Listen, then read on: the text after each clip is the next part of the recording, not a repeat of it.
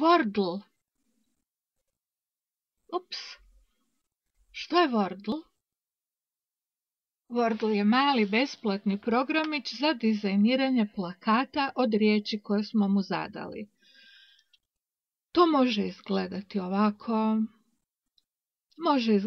ovako. Za dizajniranje ovakvog plakata ručno bi otišli sati i sati posla. Međutim, ako u Google tražilicu upišemo riječ Wordle i kliknemo Enter, dobit ćemo na prvom mjestu stranicu na kojoj se taj mali besplatni programić nalazi.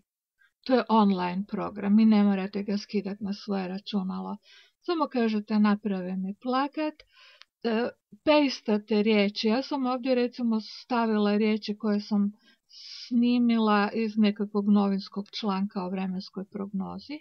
Pričekate nekoliko trenutaka i program vam sam ponudi prvu inačicu dizajna. Ovo mi je recimo jako ružno, prešareno, pretamno, precrno i kliknem na randomize da mi da drugi prijedlog. Ovo mi je prijedlog još gori, riječi histerično idu na sve strane, meni se to nikako ne sviđa. Tražim novi prijedlog, ovo nije puno bolje. Još klikam, ovo mi se već više sviđa, ovo mi se još više sviđa i tako mogu klikati u beskraj, ima stotine i stotine varijanti istim tim riječima.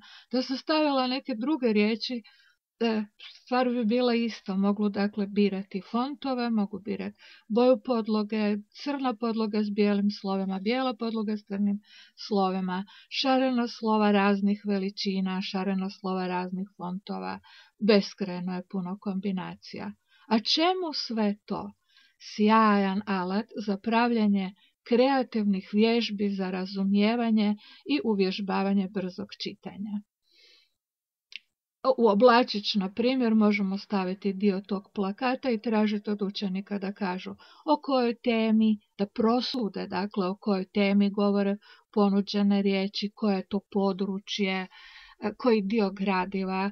Možemo napraviti hotspotove, odnosno tražiti da klikne na riječ koja se po nekom ključu ne uklapa u plakat, bilo da je riječ o nekom krivom odgovoru, bilo da je riječ o netočno napisanoj riječi i tako dalje.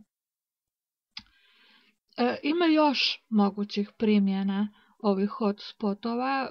Kreativan učitelj će se dosjetiti stotine toga. Međutim, najveća vrijednost ovog programa je zapravo za brzo učenje i ponavljanje. Ovo su, na primjer, ključne riječi za pojam app.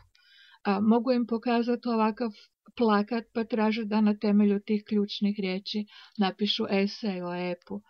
Mogu tražiti od njih da napišu ključne riječi o nečemu ili iz neke lekcije, pa da kroz ovaj program izdizajniraju plakat s ključnim riječima. I tu će se kreativan učitelj silno zabavljati, a jako dobro će se zabaviti i učenici. Dakle, program je besplatan, program je online, ne traži preveliku memoriju na vašem računalu. Kad je slika kojom ste zadovoljni plakata gotova, možete ili printati jer nudi tu opciju, ili je možete spremiti, ili sa print screenom možete od toga napraviti sliku i spremiti na svoje računalo.